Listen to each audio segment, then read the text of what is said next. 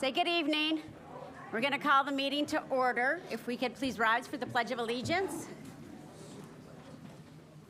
I pledge allegiance to the flag of the United States of America and to the republic for which it stands, one nation, under God, indivisible, with liberty and justice for all.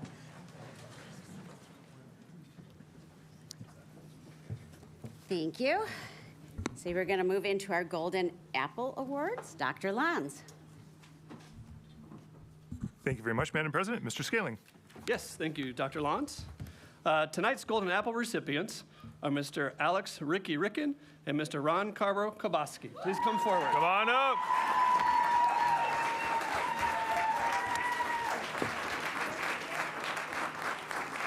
Right, front and center. Front and center.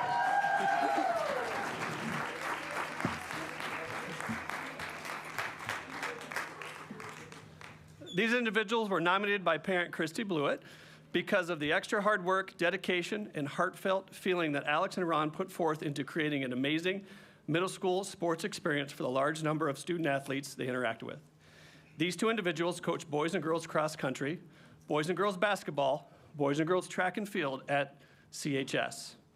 Anyone associated with the teams they coach can see the passion they have for middle school sports. This passion for athletics is translated to both students and families alike. Alex and Ron are both positive representations of the district in two main ways: high number of participants in the programs and their attention to detail. In her nomination letter, Christy shared, as parents, we don't think much about how big our cross-country basketball track teams were until we started to compete against other schools in the area. There is no other middle school that has a large number of student athletes that we do. This was made possible by the strong relationships Alex and Ron make with their student athletes. As any sports enthusiast knows, competition can bring out high emotions. Alex and Ron are always engaged with their student athletes and help them work through their emotions. Parents also appreciate the high caliber of sportsmanship displayed by the coaches, which in turn is embodied by their athletes before, during, and after the competition. Winning isn't everything, of course, but the noteworthy success of cross-country and track programs in particular is certainly a product of their approach to coaching and the connections they form with their student athletes.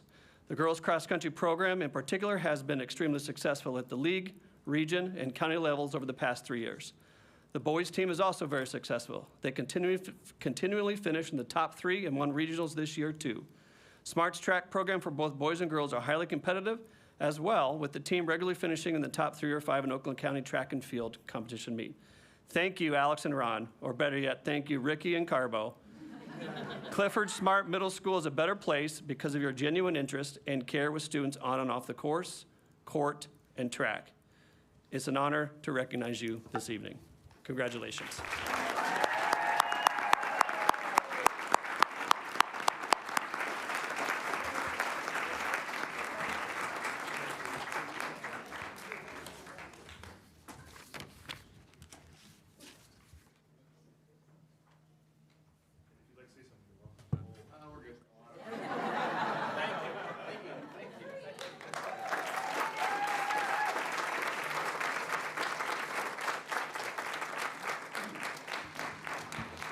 Okay, we're going to move on to the Kindness Matter Awards. Dr. Lanz. Thank you, Madam President. I'm happy to welcome Mr. Niall Mukhtari to the podium. Mr. Mukhtari.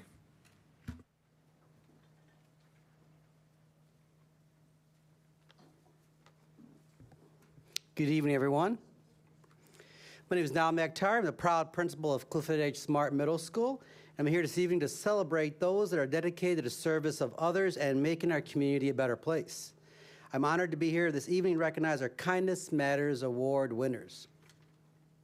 Our Kindness Matters Award winners are those being honored tonight are individuals in our community who exhibit kindness and care towards others on a frequent basis, who go out of their way to make others feel better and inspire others to show kindness. This year we have 4 individuals that were selected as recipients of this award. Can the following awesome individuals please come on down? Keith Elementary Principal Secretary Diane Tyrell.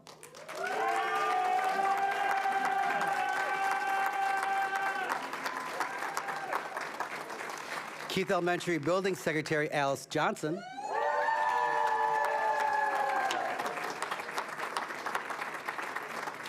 Oakley Park Elementary Kindergartner Harper Van Dockler.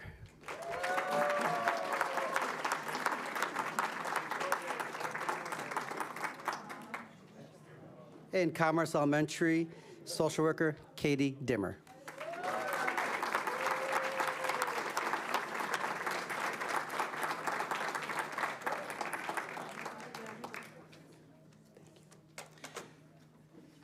First, we'll start here with Diane.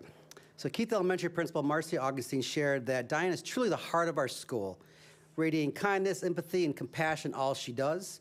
Each day she goes far beyond the expectations of her role, graciously answering phones and doors, assisting parents, supporting teachers, and comforting students with genuine warmth.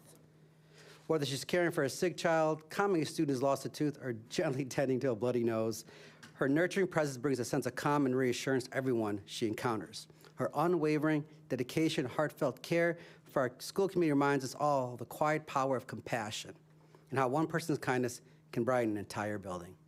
Thank you.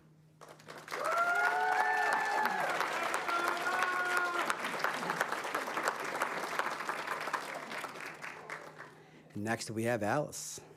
So Marcy, I'll share that Alice is a true cornerstone of our school community, bringing both efficiency and warmth to everything she does. From meticulously managing attendance to stepping in with a smile during busy lunch hours in the cafeteria, she plays a vital role in keeping our school running smoothly. Her calm, caring nature puts students at ease, whether she's helping them navigate the attendance process or offering a kind word during lunchtime. She knows each child by name, notices when someone needs a little extra support, and always takes the time to make them feel seen and valued. Her thoughtful presence reminds us that it's often the small, everyday moments of kindness that leave the biggest impact on our school. And Keith Elementary is a better place because of her. Both Alice and Diane were nominated by Mrs. Missy Mergner. Great job, congratulations again.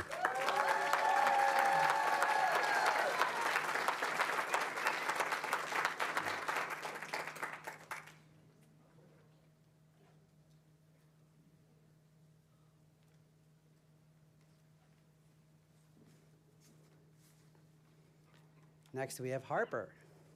Now, Harper was nominated for this recognition by one of her fellow kindergarten classmates, Olivia, and her mom. Now, Olivia often shares stories at home about Harper's thoughtful, caring nature, and the many things that Harper does on a daily basis that makes a difference in the lives of her classmates. Harper routinely demonstrates kindness, empathy, and compassion towards others. Whether offering a comforting word, lending a helping hand, or simply being a steady friend, Harper's actions embody the powerful truth that even our youngest students can make a profound and positive impact within their school community. Harper's teacher, Mrs. Knight, enthusiastically agrees that this nomination is well-deserved. She describes Harper as a natural leader among her peers, inspiring others through genuine kindness, patience, and inclusivity.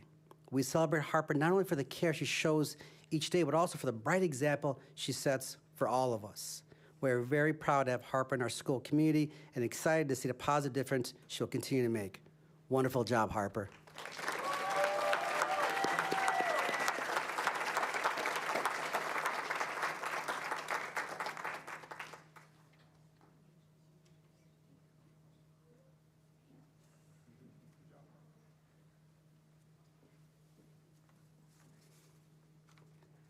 Next, we have Katie. So Commerce Elementary Principal Ryan West shared that Katie is a remarkable school social worker whose unwavering kindness, empathy, and compassion make her a standout candidate for the Kindness Matters Award. She forms genuine, supportive relationships with students, staff, and families, taking time to truly understand and connect with those she serves. Known for attentive listening, thoughtful collaboration, and tireless dedication, Ms. Dimmer continually seeks out new ways to meet the evolving needs of the school community. Her ability to balance compassion with honesty allows her to guide others through difficult moments with encouragement and grace.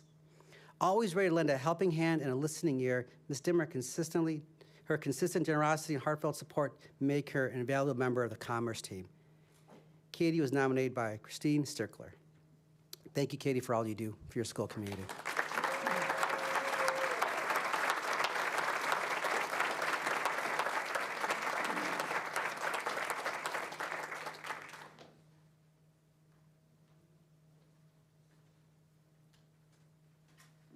This is a great time. Everyone wants to take any pictures at all? Thank you, Mr. Durkin.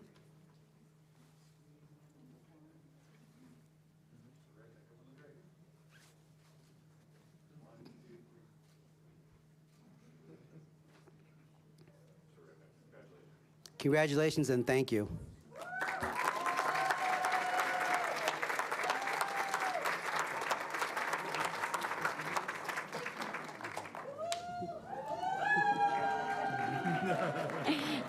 Well, congratulations to all of our wonderful award winners this evening. We're going to take a 5-minute recess to get ready for our first presentation. So in 5 minutes, we'll start at 7:17.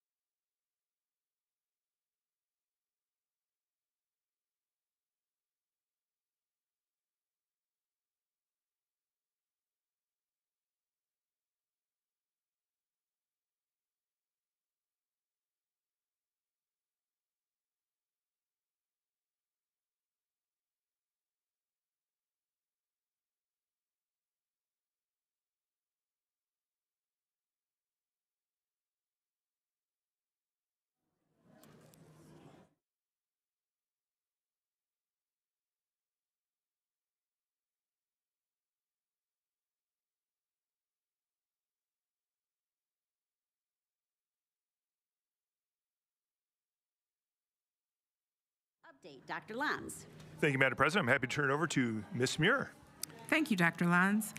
The Walled Lake Schools Parent Advisory Committee, or our PAC, consists of parent representatives who have children receiving special education programs and services. Tonight, we have President Corey Hensley, who will present an update on the PAC activities over the last year and their successful work in building an active and sustainable PAC. Ms. Hensley. Right. Thank you, Ms. Muir, and thank you for the opportunity to present this evening. I am proud to highlight all the things that PAC is working on.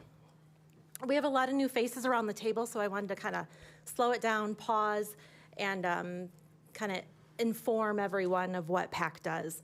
So Michigan law requires that intermediate school districts, Oakland schools and Oakland County, establish a parent advisory committee and have a minimum of 2 parents from each district represented. Oakland Schools PAC meets monthly and gives advice and feedback to local administrators and families on how the ISD provides special education services and programs. So I attend those meetings monthly, come back and discuss with Ms. Muir on what was discussed at the PAC meeting. While local school district PACs are not required, they are highly recommended. And I joined PAC many years ago to learn ways that I can better advocate for my own child as well as assist families in need.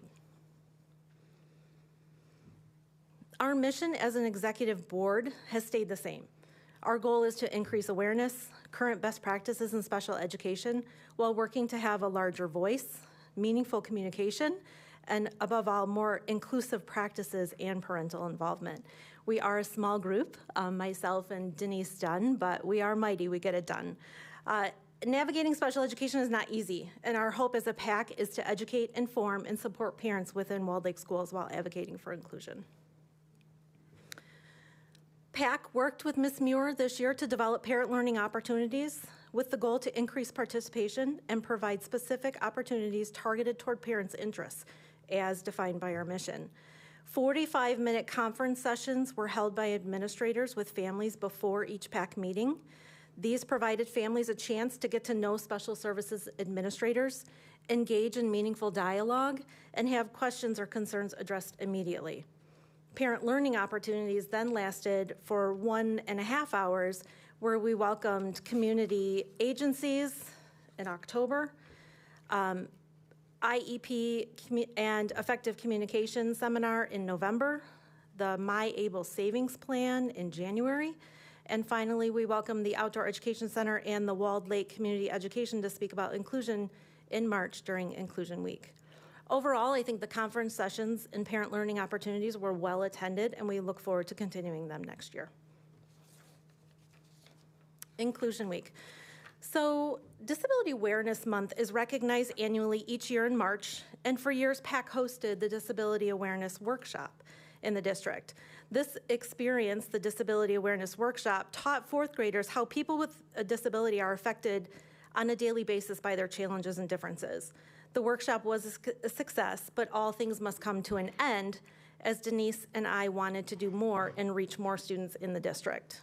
So, several years ago, Denise and I attended the Special Olympics of Michigan Conference in Frankenmuth. We learned about Unified Champion Schools, inclusion, as well as what great things were happening in nearby districts, and we knew it could be done in Walled Lake too. While the knowledge we gained from the conference, with that knowledge, we came back excited to promote our learnings to special services administrators. With the green light, we reached out to high school admin right away, and they jumped on board. Denise and I helped the high schools register as Unified Champion Schools. Then it came Inclusion Week, which quickly followed Unified Sports, which I'll talk about on the next slide. So remember, inclusion is defined as every person is accepted and welcomed regardless of their ability or disability.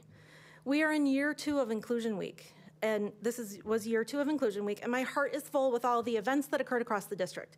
Unified Basketball hosted assemblies and games at the high school level. Schools rocked their socks on March 21st to recognize World Down Syndrome Day. A Blowing Bubbles event was held to recognize Autism Awareness Day. These are just a few of the many events that occurred district-wide, and I'm excited and look forward to the creative ideas each school brings next year. I am proud of the work PAC did to bring district-wide inclusion to fruition, and I think I can say with confidence it's here to stay. It's been a success. But we're not done. Denise and I are believe that every school is a unified champion school. So our new goal is to promote every school to register with Special Olympics of Michigan. We want every school to be a unified champion school where they can earn free swag, grant money that can be used to promote things like that, promote inclusion. And these are just some of our pictures from Inclusion Week. So the Blowing Bubbles event at the bottom, some billboards, bulletin boards that were put together, and then our basketball, and then unified sports. So unified champion schools promote social inclusion through shared sports and competition. So Denise and I learned about this unified champion schools and that it promotes inclusion through shared sports and competition. These schools are where students with disabilities feel welcome and meaningfully included in all school activities, functions, and opportunities. These schools reduce bullying, develop student leaders, and create communities of caring and respect. Unified sports joins people with and without disabilities on the same team. It's inspired by a simple principle. Training together, playing together is a quick path to friendship and understanding. Unified champion schools, unified sports, and inclusion all go hand in hand together effortlessly, that Denise and I knew we had figured out our next step. Denise and I couldn't be happier with how the action of attending a 2-day conference in Frankenmuth has led us to where we are today. Well-developed high school unified programs, a middle school basketball clinics with the intent of starting middle school unified sports next year. And I know that with buy-in from coaches, athletes, volunteers in every sport, we are confident that unified sports can be done meaningfully and with purpose to last a long time in Walled Lake. Unified Champion Schools is still something that Denise and I push for and are happy to assist any school in registering. Currently, there are only 3 schools, as well, 3 high schools and 1 elementary school that are registered as a Unified Champion School. It's easy to do. We're happy to help become a Unified Champion School. As Ms. Muir and other cabinet members have highlighted in previous meetings, I'm proud of the work that's happening in unified sports. It's my goal to continue to advocate for unified sports at the middle school level and elementary level, and ultimately to work to ensure that all Walled Lake schools are unified champion schools as recognized by Special Olympics of Michigan. Next, the Shining Stars. It's coming up. The Shining Star Award recognizes outstanding individuals who support the special needs community within Walled Lake schools. New this year, we are including a special performance from the Walled Lake Central Choir, as well as hosting an agency resource fair where families can meet with different organizations throughout Oakland County that support students with special needs. So we look forward to welcoming different agencies and invite each one of you and everyone out there in attendance tonight and listening to the award ceremony on May 22nd at Walled Lake Central from 6 to 9 p.m. So, to conclude, I ask that each of you sitting around this table, 1, be considerate of the agenda items presented, that they represent every child, including those with special needs. 2, be a voice on the board, advocating for more inclusive opportunities, like ensuring all schools register as Unified Champion Schools, promoting unified sports, and also Inclusion Week.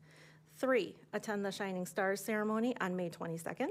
And last but not least, if you have not already done so, everyone, attend a unified basketball game at the high school level next year. It will bring you joy and tears. I thank you again for your time this evening, and I'm open to any questions or comments. Thank you very much. Ms. Levin? Thank you, Corey and Denise, for all the work that you both do in bringing all this awareness to our district. I'm curious about one thing, and maybe Ms. Muir, this is a better question for you. How has the participation been among parents with like the 4 events that were held and the individual conferences? Are parents aware of this? Like obviously internally with our school days, the unified sports are happening, but what about the parents reaching back in for assistance? So I can share a little bit. When we met as an executive board and conceptualized what to do for this year, it was really a thoughtful process of saying how much is too much and how focused should we be. And so I can say that for us, we had about, I would say about 400% growth in attendance. Each time for conferences, we had 20-plus parents, and even more so than that for the workshops. People came very much engaged. We had some families give word to other families, so we had some new families that would come and say, I came because I was told that this was an important piece. And so I think the work that both Corey and Denise do with building that community was pretty evident.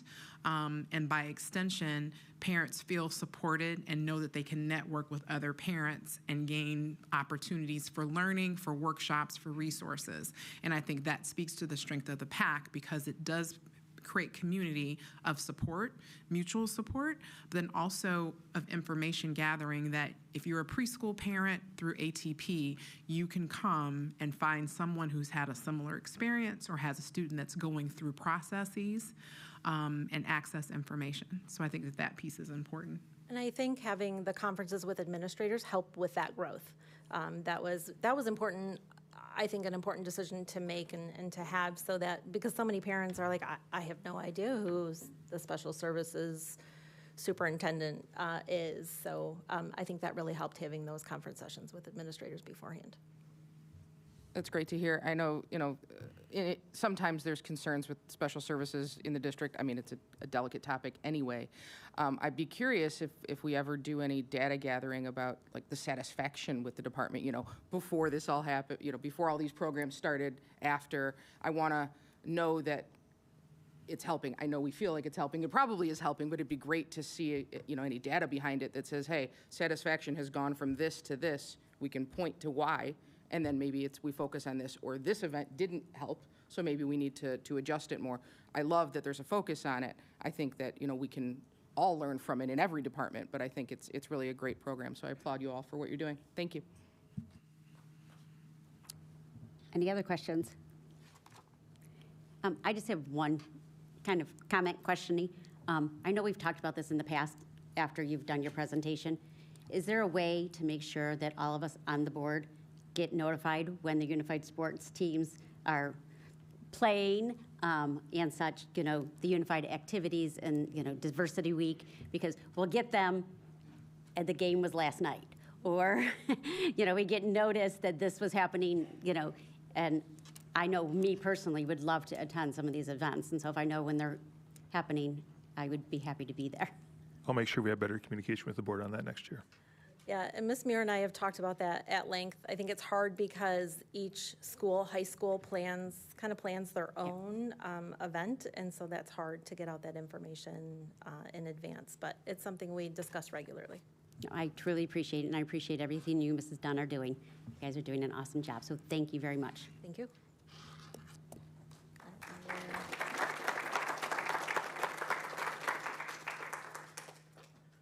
Okay, we're going to move on to public commentary. Most of you have already spoken to us before, but if you have not, just a few reminders. We're here for you to speak to us and for us to listen. You have 3 minutes. Mrs. Crafton will keep you on track. She'll give you, a 30-second reminder to wrap up. Doesn't mean stop right then. You can wrap up your comments to finish. And we do ask that all communications coming to the board are not, losing my words, that they remain professional and not aggressive towards any person or thing in the district. Okay, with that, we're going to start with Mr. Goffey.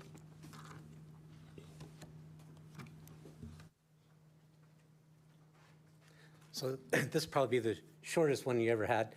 I just would like to know, and I know this is not dialogue back and forth, but maybe you can present sometime. My son has been in the athletics with Walled Lake Western for 3 years now, and there's been this promise about getting new turf fields, and we know the bonds were passed, and we thought things were going to happen before this year, but nothing happened, and now we've heard it's going to happen next year, or at the end of this year, they're going to get new turf fields, but only at Northern. And I don't understand what's happening here, because my understanding is the bond passed, the money's allocated. Why aren't they getting all 3 schools? And because it's really important, especially the kids that are going to be seniors next year, never going to get an opportunity to play on these nice fields. We go all over, play in you know, just came from South Lyon. They just played a game down there this afternoon. Beautiful fields. Everybody's got these beautiful fields. Waterford Mott and Kettering, you know, they all, of course, Kurt Gibson donated those, so a little bit different. But, you know, it's really tough on the kids. They'd love to see it. It's not fair that one school gets it and the other two don't. They have to wait. I'd just like to hear an explanation from somebody. Well, what is actually happening? How did the finances work? Why is there a delay? Why, if the money's allocated, why not just do them all at the same time? That's it. Thank you. Mr. Wise?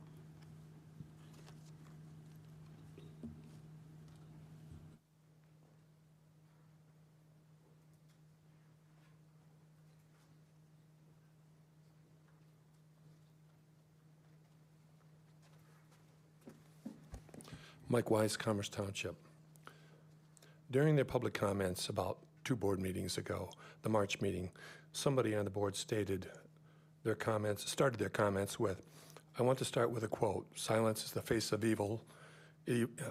Silence in the face of evil is evil itself. God will not hold us guiltless. Not to speak is to speak, and not to act is to act. What are they talking about?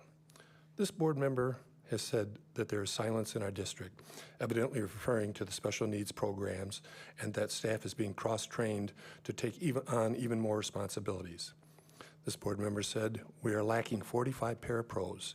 We are lacking 45 parapros, and this board member says nobody is talking about it. The board is talking about it.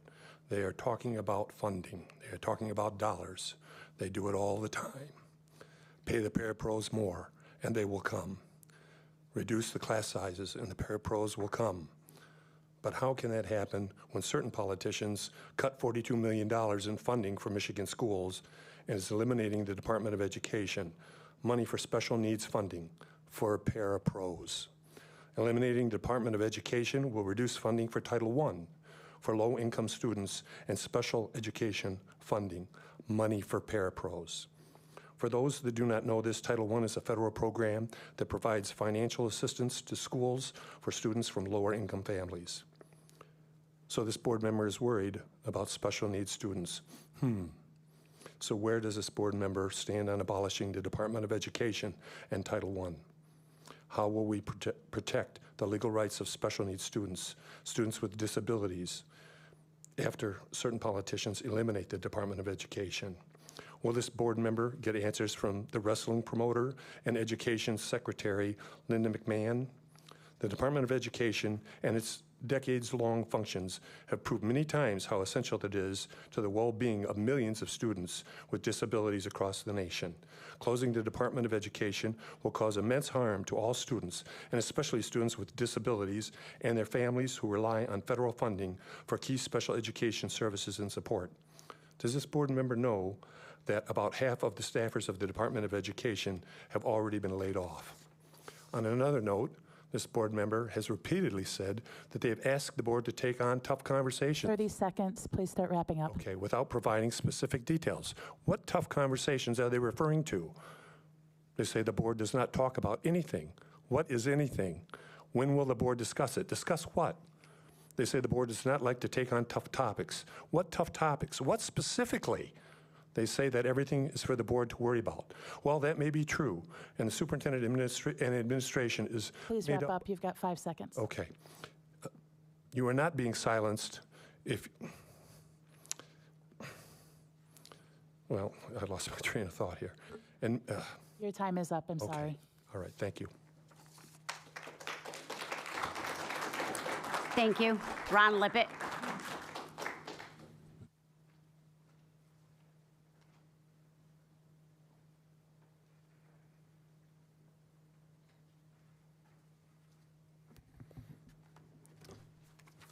Thank you, Madam President. Ron Lippett, Commerce Township. My wife Denise and I have 3 daughters, including our youngest, who is a junior at Walled Lake Northern. Yesterday, Politico, along with several other media outlets, reported that the Supreme Court was poised to rule in favor of allowing the launch of the nation's first publicly funded religious school. In this case, a charter school in Oklahoma. The SCOTUS ruling, which, if true, would be anticipated in May, this month, and in direct violation of the constitutional separation of church and state, not to mention the ban on government-established religion. Such a ruling would have wide implications for public funding of both public and charter schools across the country, including here in Michigan. Advocates for K-12 public schools have sounded alarm bells everywhere, given the federal government's intention to shrink federal grants for public education, and now, given this ruling, the very real potential to see anti-public school politicians divert what little taxpayer funding remains away from traditional public schools to support religious education. We'll see in the coming days if the Supreme Court has the appetite to cross this red line. I certainly hope not. Here in Michigan, Representative Tim Kelly introduced House Joint Resolution H, which would remove university operating budgets from our school aid fund. In short, the legislation would amend Michigan's constitution to protect the dollars reserved for K-12 classrooms and ensure that they cannot be redirected to the funding of universities or any other non-public educational body. In other words, not a piggy bank for other initiatives. And while critics of our current funding levels have derided Governor Whitmer for proposing an increase in our per pupil allowance, the truth is, Walled Lake schools are staring at a very uncertain funding future. Federal dollars are at risk, and Michigan's school aid fund could be compromised by the forthcoming Supreme Court ruling. I'm hopeful that advocates for public education who sit on our school board will fight for our district's financial health through its strong partnership with our administration and our employee unions. The health of Walled Lake schools is more important now than perhaps ever in our history.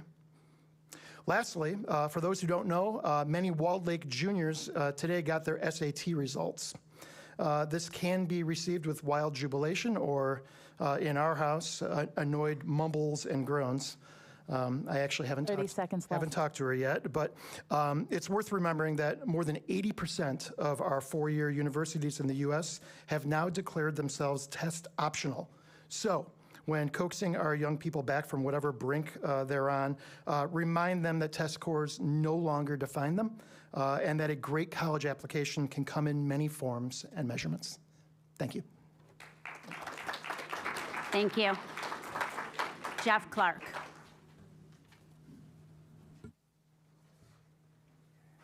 Good evening. I'm Jeff Clark, and I'm one of the mentors on the robotics team. I've been on the team since my son started in Central High School in 1999. So been a few years, but I would like ask the board if I could for a little bit of a variation in the rule of allotment, because I have 3 students from the 3 different high schools that would like to talk to the school board. That's okay? I was going to say each student, you know, if they want to fill out a card with their name on it, they can have 3 minutes. Okay, if that's the case, then all I'm here to say is who's in charge of getting the new robotics lab put together? We have violations of OSHA and seen on the sketches, and we have no one we can reach to talk to. So we're trying to find out who's in charge. Can you tell me that? Say, it's for you to talk to us, it's not for me to respond to you. You can write your questions down and one of us will get back to you Well, with the specific I did try questions. to send an email to Doctor and didn't get a response back, so I'm still wondering where that's at. So I'm just trying to find out. We seem to have a lot of trouble this year, and I was hoping the students could explain that to you. Say, absolutely. If they want to just write their name on a card, they can have 3 minutes and they can each speak. Okay. So they can feel free to, you know, grab a card and, you know. Doctor, do you have my information? Mm-hmm. Okay. I was going to say, do you want to speak some more while you're waiting for them to come back in? No, I think we've tried to do this with the students, but that's not allowed. Okay.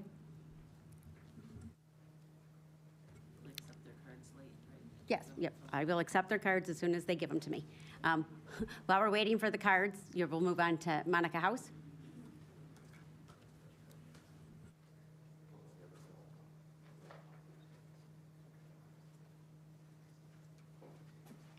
Hi, everyone. I'm Monica House. I'm a special ed teacher at Guest Elementary. I'm also the district therapy dog ambassador, so I work with the therapy dog program, and I'm excited to share that WICS is being officially Welcomed at Wixom Elementary. He is a purebred lab. Things got delayed a little bit with snow days and that with staff training, but he's officially on board at school and being welcomed tomorrow, so we're excited about that. Also, we added a puppy for Hickory Woods Elementary. His name is Leo. It was something that, I don't remember the name of the committee, but it's like a student leadership team came up with names, and then the whole school voted, and the winning name for all the classrooms was Leo. So that's how he got his name. I'd also like to take a minute. Yesterday was National Therapy Dog Day, and I want to thank all of the therapy dog handlers. They generously volunteer their time, and they are not compensated in any way for it. They ensure our district dogs participate in school, district, and community events while also managing the dog's care, visiting schedules, and numerous behind-the-scene responsibilities. The success of this program is entirely dependent on their dedication, and I appreciate all that they do, and also being in a district that welcomes the therapy dog program. Thank you. Thank you. You guys, if you want to just give, yeah, there you go. And then you guys can come up to the podium if you want to come up together. That's fine. And just give me a second and I'll say your name so everyone knows who's speaking. Just like right now? Yeah, 1 second. Yeah, I'm going to say them right now. Say, we have Mika, how do you say your last name? Glick. Mika Glick. And Ferzine, how do you say your last name? Cavarana. Thank you. Go ahead. All right. I am Mika Glick. I am a junior at Walled Lake Northern, and we are representing teams 308 and 7178 of the Walled Lake Consolidated School District Robotics team, consisting of the 3 high schools in the district. We would appreciate a few moments of your time. We have come to talk at this board meeting today in order to address multiple changes that we went through this season due to our team's relocation this year and what the board would have been able to do potentially for us in order to alleviate issues from these events. We also have a few questions about future leadership decisions and questions about our relocation. This year, instead of working at our regular space at Walled Lake Western, due to construction, we ended up working at OSTC, Oakland Schools Technical Campus of Southwest Michigan. We would like to preface by saying how grateful we are for the opportunity to continue this season amidst the construction through the OSTC facility. However, we weren't allowed to stay in the facility past 8:30, which we were previously able to stay much later and had much more flexibility with our time at Walled Lake Western. We weren't able to enter the spaces unless our lead mentor was present, which we were able to do in our facility. Again, we had much more free time. All of our materials were inside of a shipping container, which was stored outdoors at the OSTC facility, forcing us to venture outside every single time we needed tools over the course of the winter, which the majority of our season was over. It was really cold. It wasn't great. This was especially difficult during the winter months, like I said, which is the majority of our season. As we included earlier, we are extremely grateful for OSTC accepting us and adapting in order to accommodate our stay. We were successfully able to compromise and work to use our space sparingly. However, we also came to face numerous challenges, such as limited space and mixed materials. We were also not able to store our materials as freely as we would normally be able to. My name is Ferzine Cavarana. I am a sophomore at Walled Lake Western. So the question that we were asking is if you guys were able to give us a specified time or a date when we would be able to move back into the new Western facility. We have tried to reach out to numerous higher ups, but there's still a large amount of ambiguity around the specific date that we will be moving in. And it's important to note that our Okra season, which is one of our robotics season, it begins in September and possibly earlier if we wanted to do an off-season event. And for this reason, we would need to get our space ideally back by the beginning of June. So another question we had was how would we go about moving back in on that day? Another thing that we were wondering is who from the school district is in charge. Due to the transition, we are even dealing with a change in leadership. So we were wondering who we could talk to in order to maintain regular contact with the school district. Finally, the last point that we had was finance.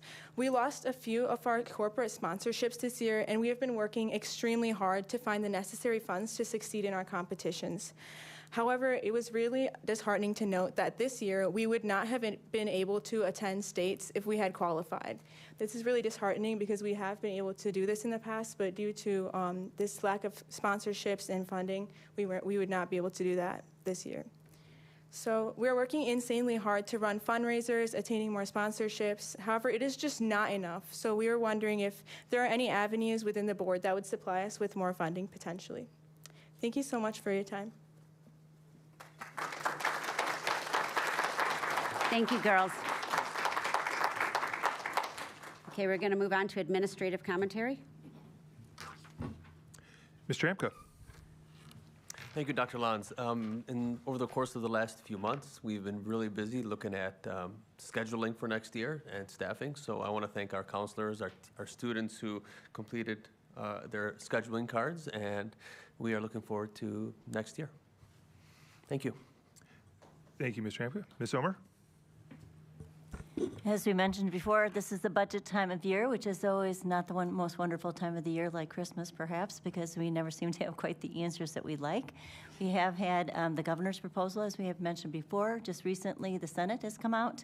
The House budget, as you might call it right now, is not really a fully developed model, but we'll continue to look at that. Basically, I had the opportunity to go to the Michigan School Business Officials Conference, which certainly the budget was the topic both on a federal level and on the state level. Unfortunately, there's not a lot of great news. Certainly, there's both the proposals from the governor and from the Senate do have per pupil allowance increases, but retirement costs are a little bit challenging, to say the least, and then obviously the uncertainty at the federal level. The word on the street is we will not, more than likely, will not have a passed budget from the state by June 30th, which obviously for the law requires that we present a budget to the board to be passed prior to the start of our fiscal year, which is July 1st. So we'll continue to update on information as we receive it and continue to move forward to make sure that we're complying with the law and incorporating any new information as we move forward. So stay tuned. Thank you. Ms. Muir. So we continue to plan forward, and we're entering into that time where we're preparing for summer learning opportunities for our students with disabilities and exceptionalities. And so parents should just know that there's more information forthcoming about those summer learning opportunities. We're excited about some of the things that we're offering with services, and we look forward to having students this summer. Mr. Turkin. Thank you, Dr. Lons. I just had a couple shout outs. I've been fortunate to be able to get out into our buildings quite a bit in the last month or two. First, I wanted to give a shout out to the classrooms that invited me to be their guest or mystery reader, depending on the building, for March's Reading Month. It was a great joy to share my son's favorite books and also learn some of the kids' favorite books. So to Mrs. Doran and Mrs. Hager's first grade classes at Loon Lake, Miss Bestuba's JK kiddos at Commerce, the Weckies and Miss Weckstein's class at Dublin. And last but certainly not least, my preschool friends in Miss Haley's class at the ECC. Along with sharing books, I got so many questions, as you can imagine, from little groups like that, so it was great. And I'm already looking forward to next year. And then just earlier this week, I had the unique opportunity to serve as a substitute secretary for Miss Karen Clark, who's the principal secretary over at Oakley Park. She won it as part of a raffle during professional development for secretaries back in August. So it was her lucky day, but Oakley Park's short end of the stick getting me. But I'm really grateful for the chance to see the district from in a different way, and I learned a lot while I was there. So a big thank you to Mrs. Kelly Smith and Kim Whaling, the building secretary over there, and really the entire team for their hospitality, but most importantly their patience, as I tended to ice packs and answered phone calls and did my best with limited training. So, thank you, sir. Mr. Scaling. Thank you, Dr. Lons. As we may know, today is National Principals Day, and one of the nice things I have about this position is working very closely with all of our principals, helping lean in with them, be beside them as they lead their schools. And I can personally attest to their unwavering dedication, their tireless efforts as they work with our students and staff. So I just want to take this opportunity to thank them for all their hard work. Walled Lake Consolidated Schools is lucky to have such a strong team of principals, and I thank them for all their efforts and all the hard work that they do. Thank you. Thank you, sir. I have 3 topics tonight. The first one will just be an echo of what Mr. Scaling said. Congratulations to all of our principals. We're very lucky to have the dedicated individuals that we have that take care of your children and our students every day. So thank you for all the hard work. A note of one of our cabinet members, this will be the last meeting that I can call on Mr. Hamka because on Saturday, he will be graduating as Dr. Hamka. So congratulations on your doctoral degree.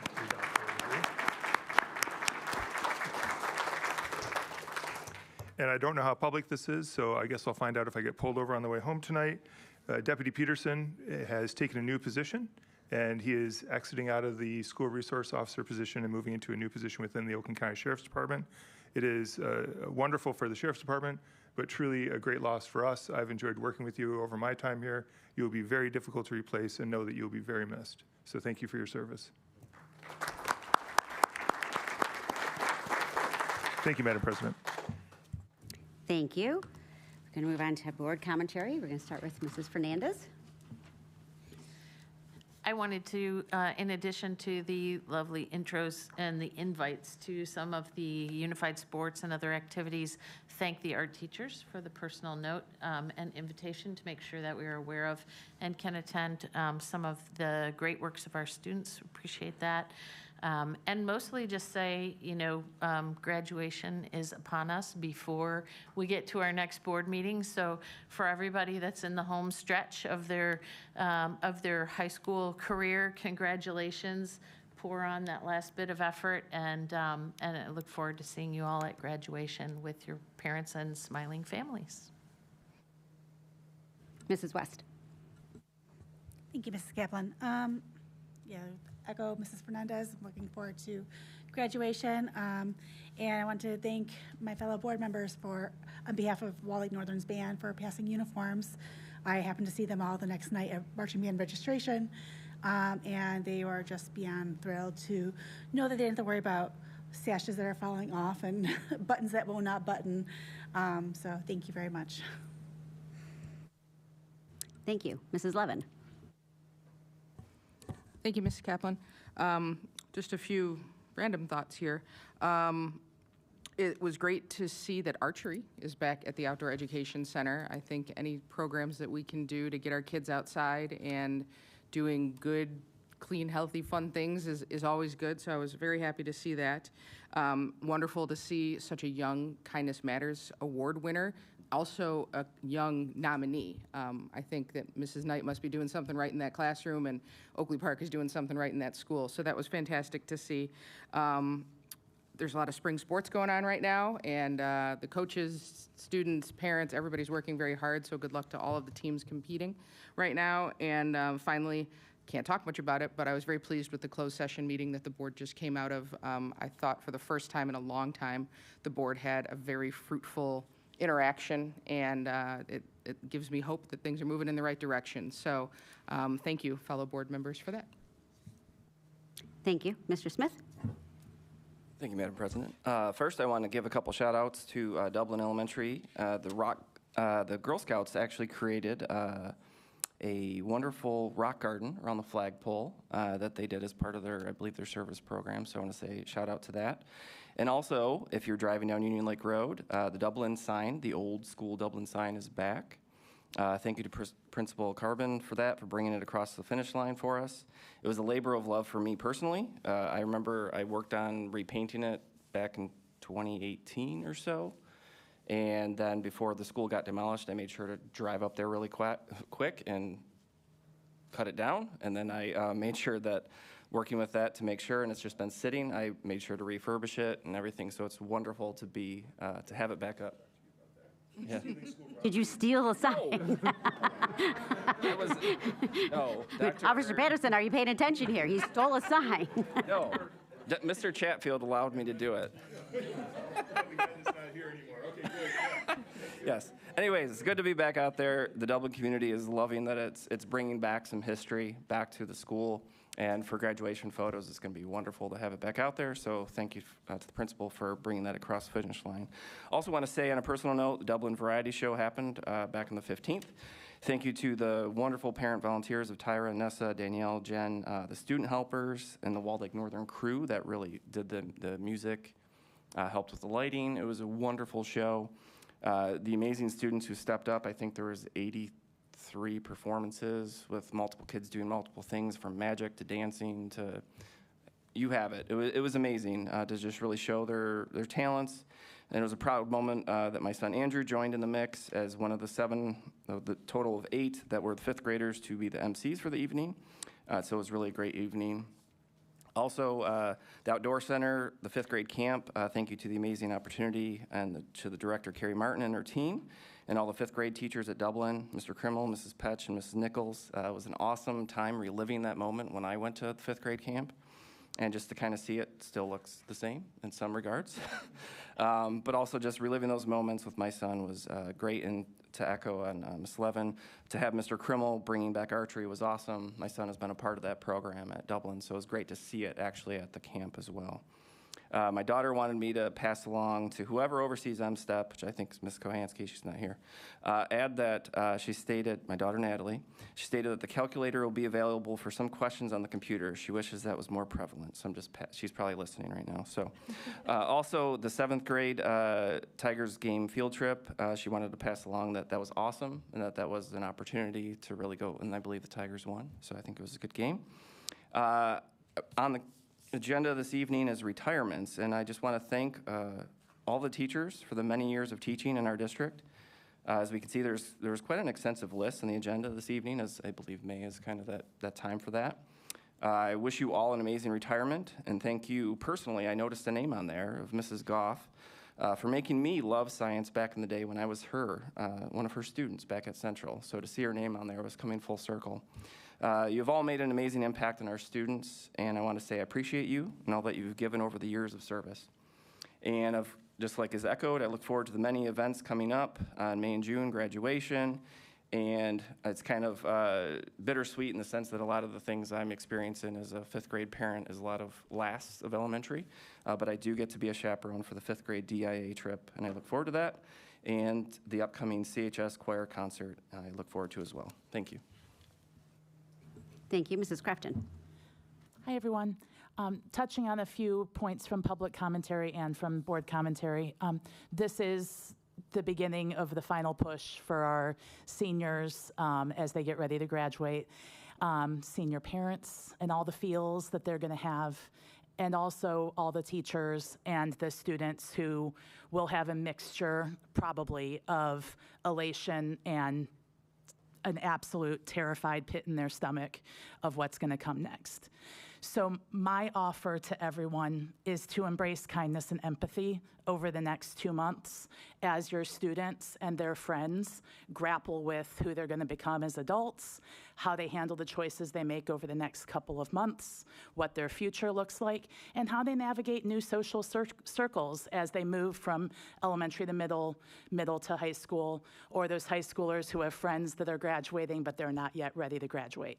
So kindness and empathy is, in my mind, where we need to be leaning in May and June, maybe all the way into July, as there's a lot of uncertainty in the world and in the social network that our students navigate every day. So with that kindness and empathy call, I just want to thank every single teacher and every single parent who shows up every day for their kids. It's important, it's hard. I'm a mom of a high schooler. It's hard this time of year. So that the public commentary who said 80% of schools are SAT optional these days, like, shake it off, folks. You're going to be great human beings if you embrace kindness and empathy. And that's what I think we're here for. Thank you. Thank you. See, I'm just going to say a few words. First, I want to say congratulations to Dr. Hampka, which we didn't know until we were sitting here, so we would have embarrassed you a little bit more, but congratulations. Thank you to Officer Peterson. We're gonna miss you here. They're lucky to have you. We're gonna be sad, but thank you for all your time and your energy here. Thank you to all of our amazing principals and staff that we have here in Walled Lake. You are our backbone, and we appreciate every single one of you, and the job you're doing, we appreciate enthusiastically. On to prom, into graduation. We're coming into prom season, and I just want to remind everybody, please be safe. I'm looking at you students. Be safe, make good choices, don't get into trouble, but have fun. Yeah, they're all pointing at one, so so I'm going to look right at you. Please be careful, be safe, and make good choices out there. Okay, thank you. We're going to move on to our consent agenda. In our consent agenda, we have our new hires, our resignations, our retirements, and leave of absence. We have financial reports for March 2025, disbursements in the amount of $19,407,685. On our balance sheet, purchases under $500,000. We have the frontline employee management with Danielson rubric renewal, which is $36,271.41, and the Head Start director's report. Ms. Levin. I move that the Board of Education approve the consent agenda as presented. Support. Thank you. All those in favor? Aye. Opposed? Motion carries 6-0. Say we are going to move on to bid awards. Dr. Lanz. Thank you, Mrs. Kaplan. Our first bid request for the evening is Western High School gym locker room HVAC change order to be paid out of our bond funds. As of January 1st of 2025, new code requirements mandated by the state of Michigan have changed, and the refrigerant requirements for all new HVAC equipment. The design approach initially contemplated will be no longer a viable option.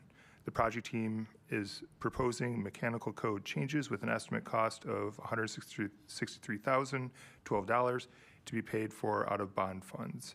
Just as a point of reference, you may have heard over the last couple of years that we were making all of our buildings at the high school level fully air conditioned. These are the last areas of our high schools that are not air conditioned. The challenge that we're facing, as alluded to here, is that the EPA changed the requirement. And so we can't use current and existing equipment, and the new equipment is significantly more expensive than what was originally anticipated. At Western, it's over $300,000 more. This was not included in the 2019 or the 2024 bond as part of the scope. We've added this in additionally to help move these projects forward. And we can do that under the coding of HVAC updating for both of the buildings. And I said both because Walled Lake Northern was also scheduled to have air conditioning added to Walled Lake Northern this summer. Unfortunately, as it's a different system and a different style than what Walled Lake Western is, it was over $1 million of additional costs. So that's not $1 million budgeted. That was a zero budget that went to $1 million.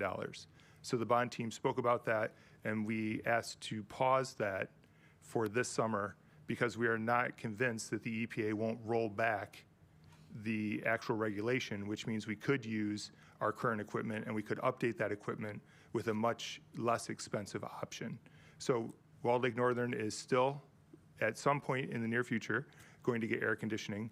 I would say that that will resolve itself in anywhere from 6 to 8 months, because if they're not going to change within that period of time, they're just probably not going to change at all. But in the best interest of getting the best financial situation for the district, it made sense to accept the recommendation of the bond team to pause that project, not cancel it. So I just want to be very transparent with that. And those are the reasons why we paused the Walled Lake Northern and the reason why I'm asking to move forward with the Walled Lake Western. Madam President. Ms. Kaplan? I'm going to go this way. Mrs. Fernandez, sorry. I move that the Board of Education approve the change order for the gym and locker room HVAC work at Western High School in an approximate amount of $163,012. This work will be funded from the bond funds. Support. Discussion. Mrs. Levin. Thank you, Dr. Lanz, for the transparency surrounding Walled Lake Northern. I was concerned that parents wouldn't necessarily know that was happening, and I wanted people to be aware for the summer. I know there were concerns last summer that the board received with the heat in the gym and volleyball practice and kids passing out. And the weather this year seems like it might not be as hot as last year, so that might be a positive. But I wanted to make sure that families had time to prepare for whatever that means for their summer, knowing that that gym will not be air conditioned just yet. And hopefully all the cards fall into place and we can get that going here sooner rather than later. So again, thank you for the transparency. That's all we ask for. Any other discussion? All those in favor? Aye. Opposed? Motion carries 6-0. Moving on to physical move services, Dr. Lanz. Thank you very much. This is a follow-up from a previous request. Plant Moran Real Point has been able to identify a management service to help us move. This is from, I'm going a little off script here, this is the movement from Geisler into our other buildings. And part of the repurposing of Geisler was to make sure that we were fiscally responsible. And we talked about that in many meetings during our facility study. And so we are moving classroom furniture that is brand new in Geisler to empty rooms or rooms that were not updated in Banks Creek, Smart, Walled Lake Northern, and Walled Lake Central. So we're not throwing away furniture that's a year or year and a half old. We're actually repurposing those. And that is the purpose of this request here.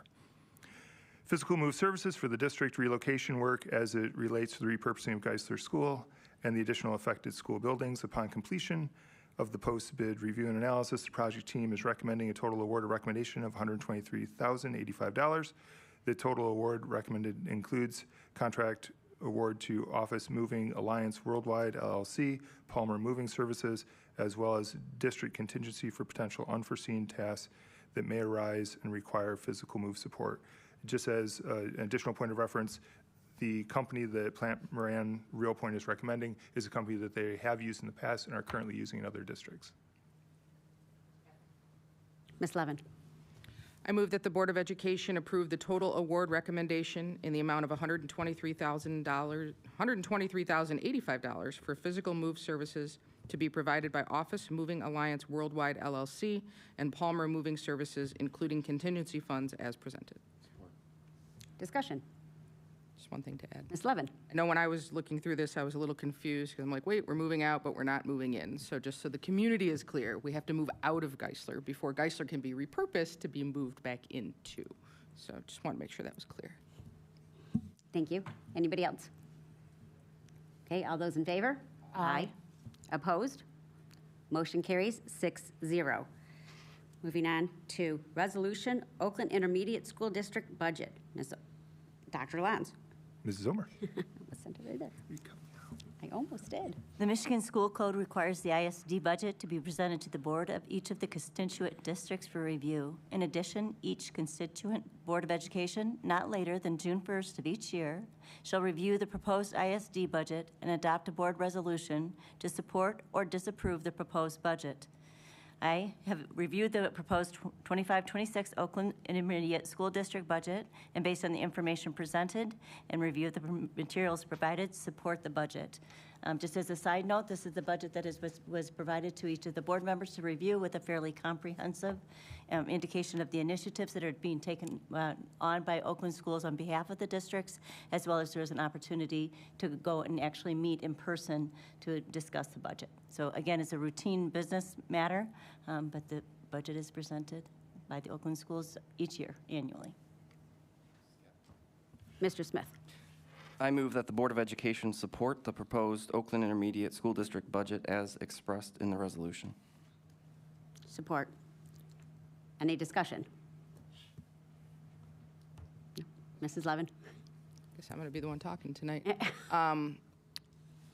The last couple years, I have not supported the Oakland Schools budget, and although I respect Mrs. Omer's position and supporting the budget, as a general, it's not a rule, but I can't think of the word right now. I haven't been thrilled with how the money goes to Oakland schools, but maybe doesn't always come back, or we're supporting other districts through our budgeting, and there's also some things potentially coming down the pipeline with Oakland schools that I just think that there's money flowing everywhere, and at some point it needs to stop. So I will not be supporting this budget tonight. Any other discussion? Okay, all those in favor? Aye. Opposed? Motion does not pass, 3-3. Moving on to Proclamation Employee Recognition Week. Dr. Lanz. Thank you, Madam President. Each year in early May, we pause to honor the educational team that serves our students in the Walled Lake Consolidated School District. Since quality education is a team effort, we honor all of our employees in all job classifications together during the same week. The week of May 5th through May 9th, 2025 has been designated the Walled Lake Schools Employee Recognition Week. I'm confident that the board will join me in our expression of appreciation to our outstanding employees. Ms. Kaplan. Ms. Crafton, would you like to read? Sure. Whereas the week of May 5th through the 9th, 2025 has been designated Walled Lake Schools Employee Recognition Week to recognize the excellent contributions of all employees throughout the district. And whereas the staff of Walled Lake Schools is an outstanding group of employees, each and every one of them essential to maintaining the quality education we offer our students. And whereas, although the Board of Education has honored employees on an individual basis during the year, the other devoted and dedicated staff members in the district have received little formal recognition for their able and distinguished service. And whereas our paraeducators, food service workers, secretaries, warehouse and delivery persons, transportation bus drivers, mechanics, maintenance persons, teachers, supervisors, and administrators are all highly valued members of the Walled Lake Schools family. Now, therefore, be it resolved that we, the members of the Walled Lake Schools Board of Education and the administration, hereby proclaim May 5th through the 9th, 2025, Walled Lake Schools Employee Recognition Week, and thank and congratulate all of our school district staff for their excellent contributions to the education of the students of the Walled Lake Consolidated School District. Thank you. Yes. Ms. Kaplan, do we have anything scheduled or planned for communication out to the public or acknowledgement, appreciation on social media, anything just so the public knows of like what's going on? I know that buildings do individual recognitions, but Mr. Durkin, can you speak to the district? Sure. Actually, in today's district update, Mr. Lewis in my department has a series of different celebration items for each day of the week. Next week, along with what Dr. Lons referred to, with different buildings doing different things. You dress up as your favorite teacher day, those sorts of things. We have those things outlined as just a helpful idea if people are looking for ways to support their favorite staff members. Thank you. And thank you to all of our staff. We're going to move on to Oakland County School Board Association bylaws and resolution amendments. I assume you want me to read this. That's you. All right. The Oakland County School Board Association, which is the OCSBA, the Resolutions and Bylaw Committee reviews the association bylaws and resolutions annually.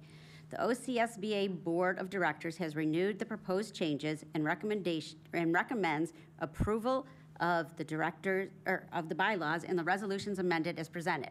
Every member district board of education has been provided with the proposed amendments with rationale for the change. OCSBA requires that each member district board of education presents a vote on the proposed bylaws and the resolutions. Ms. Levin. I move that the Board of Education approve the amendments to the Oakland County School Board Association bylaws and resolutions as presented. Support. Discussion. I'm going to just say we were all provided with the bylaws and the changes that the proposed for OCSBA. So we all have had time to look in, decide what we individually think. So I just want you to know that we've all been provided with that information. Any other discussion? Okay, let's take a vote. All those in favor? Aye. Aye. Opposed? Motion carries 5-1. Okay, we're going to move on to a waiver request. Dr. Lons. Thank you very much. Mr. Scaling. Thank you, Dr. Lons.